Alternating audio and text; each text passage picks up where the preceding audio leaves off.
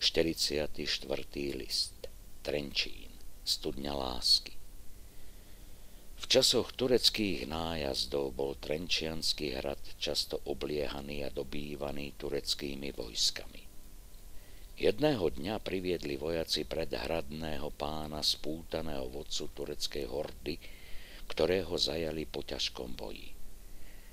Ako ho stavali pred panovníka, zošmykol sa mu z hlavy turban a plecia mu zakryli dlhé havranie vlasy.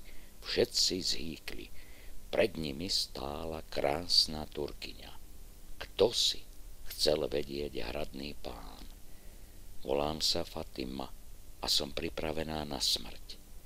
Zaznelo z úst tureckého veliteľa.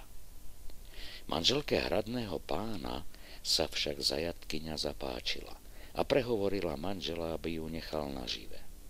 Tak sa Fatima ocitla v hradnom žalári.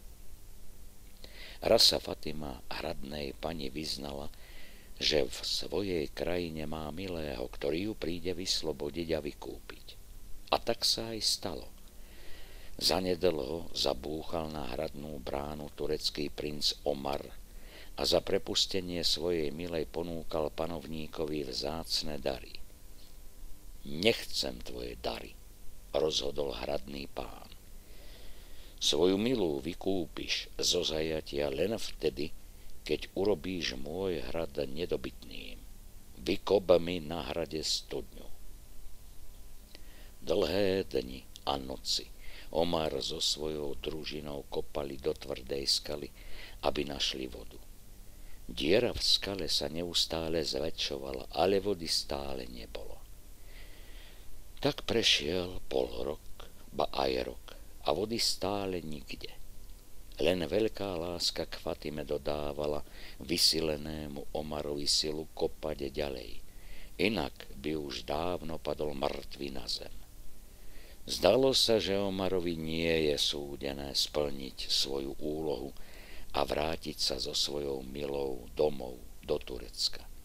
Nešťastník si zúfal, že keď na hrad neprivedie vodu, Fatima bude odsúdená na smrť.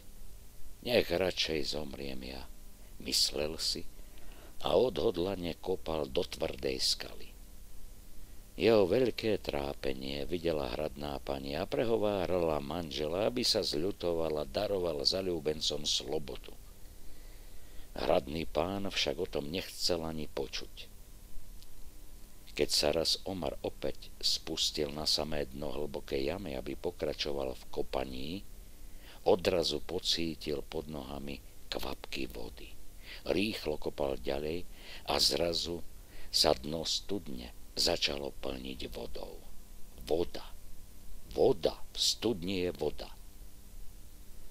Omarova láska zvíťazila nad tvrdou skalou. Nieslo sa nádvorím.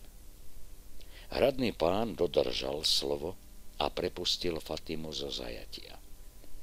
Omar s Fatimou sa šťastne vrátili domov a Trenčiansky hrad sa vďaka studni lásky stal nedobytným.